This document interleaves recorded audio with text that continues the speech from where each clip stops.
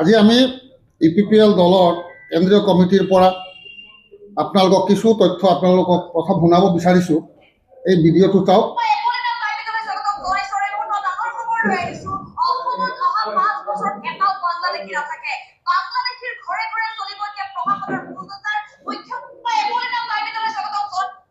ইয়াৰ পিছতে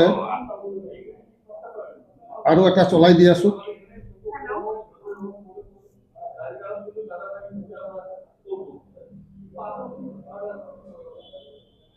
কংগ্ৰেছৰ ডাঙৰ নেতা আছে ন ঘৰ হত্যাকাৰী, এইবিলাকো নগাঁৱৰ পৰা চকু তল কৰি ওলাব।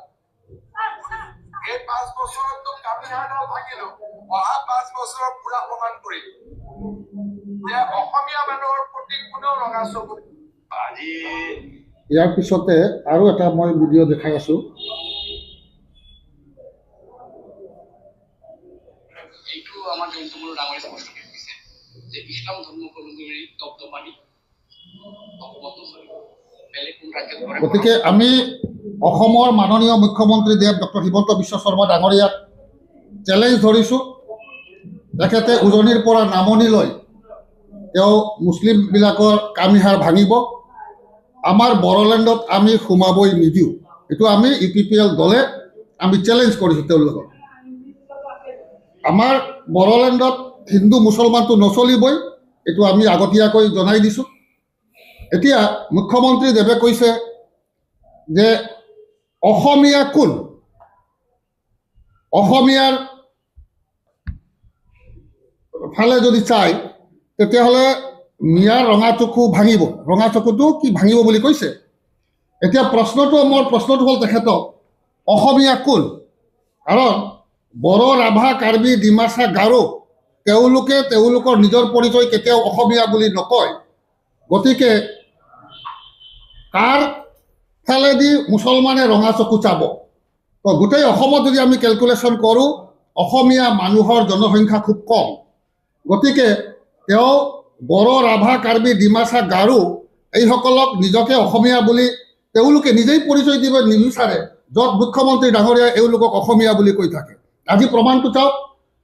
যোৱা কেইমাহমান আগতে যিটো কাৰ্বি আংলং ঘটনা হৈছিল, যে কাৰ্বিসকলক গ বেক বুলি কৈছিল, তাৰপিছত তেওঁলোকে উচ্ছেদ কৰাৰ পৰিৱৰ্তে তাতেই ৰাখিলে। ইয়াৰ উদ্দেশ্যটো কি?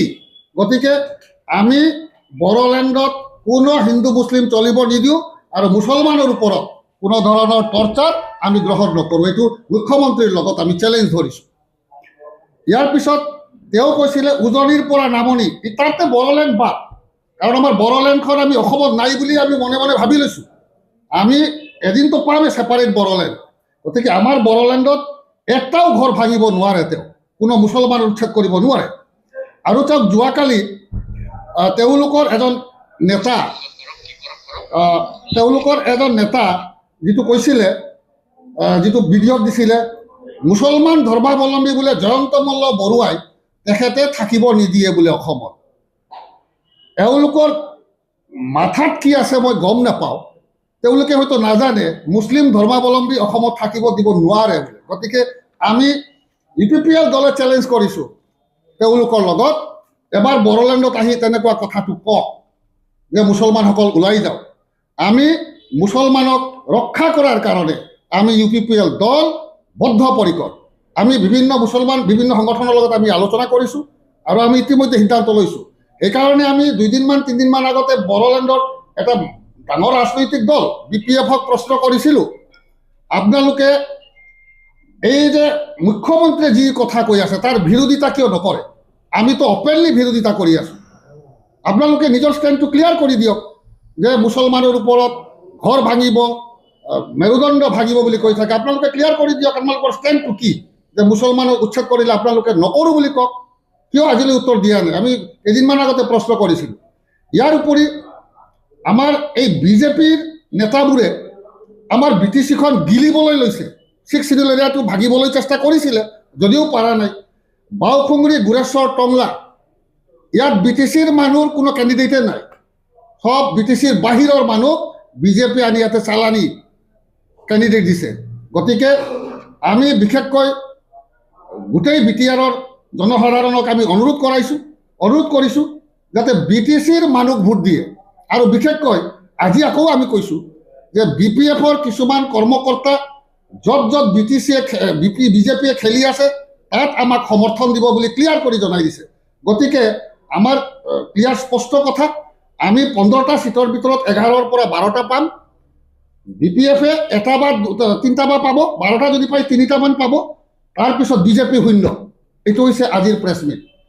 যদি কিবা প্ৰশ্ন আছে আপোনালোকে সুধিব পাৰে। আমাৰ তাত আহিছিল, এওঁলোক হ'ল সুবিধাবাদী, চৰকাৰ য'ত হয় তাতে গুচি যায়। গতিকে এওঁলোকলৈ আমাৰ দলৰ একো ক্ষতি নহয়। আকৌ আমাৰ চৰকাৰ আহিলে তেওঁলোকে আকৌ আহিব। গতিকে অহা যোৱা কৰি থকা মানুহ, গতিকে এওঁলোকে দলৰ নেতৃত্ব এইবিলাক আমি মানি নলওঁ আৰু এইটো একো ক্ষতি নহয়। আমি ক'ব পাৰোঁ, কাৰণ আমি মৰে বন্ধুবত ৰবিৰাম নাৰ্জাৰী, তেখেত EM হৈ আছে, 10 বাৰ MLA হৈছে। গতিকে এইবাৰতো ৰাইজে নিদিব। ৰাজু নাৰ্জাৰী বহুত য়ং আৰু এনাৰ্জেটিক ল'ৰা, শিক্ষিত ল'ৰা। গতিকে যিহেতু ৰবিৰাম নাৰ্জাৰী EM হৈ আছে, গতিকে ৰাইজে আৰু তেওঁক MLA নিদিয়ে। গতিকে আমাৰ ৰাজু নাৰ্জাৰী জিকাটো কনফাৰ্ম। বাওফুংৰি, কোকৰাঝাৰ, গোসাইগাঁও আৰু আমাৰ পৰ্বতদুৰাটো আমি আশা কৰোঁ এইটো জিকি আহিব। মুঠতে আমি 12টা জিকিম আৰু দিছ ইজ কনফাৰ্ম। হয়, হাগ্ৰামা মহিলাৰী ডাঙৰীয়াৰ পত্নী তেওঁ আচলতে ৰাজনৈতিক কৰ্মী নহয়। তেওঁ হ'ল হাগ্ৰামা মহিলাৰী ডাঙৰীয়াৰ পত্নীহে। গ্ৰাছৰুট লেভেলৰ তেওঁ নাই। গতিকে লৰেন্স হ'ল তেওঁ BTR চুক্তি স্বাক্ষৰকাৰী। গতিকে ৰাইজে তেওঁক বেয়া নাপায় আৰু ইমান এনাৰ্জেটিক, তেওঁক আকৌ নিৰ্বাচিত কৰিব। হয়তো কিছুমানে ভাবি লৈছে যে কাম কৰা নাই, সেই কৰা নাই। গতিকে আজি যি তেওঁ প্ৰপ'জেল ধৰিছে, প্ৰত্যেকটা ঘৰতে তেওঁ যদি এইবাৰ হয় হেল্থ ইঞ্চুৰেঞ্চটো কৰি দিব। গতিকে আৰু যিখিনি মিটিং কৰি আছে সেইফালৰ পৰা আমি ক'ব পাৰোঁ যে তেওঁ এইবাৰ জিকি যাব, কোকৰাঝাৰত জিকি যাব, ছেকেণ্ড টাইম পাব। আৰু ইয়াৰ পিছত যদি আৰু কাম নকৰে তেতিয়াতো ৰাইজে এৰি দিব।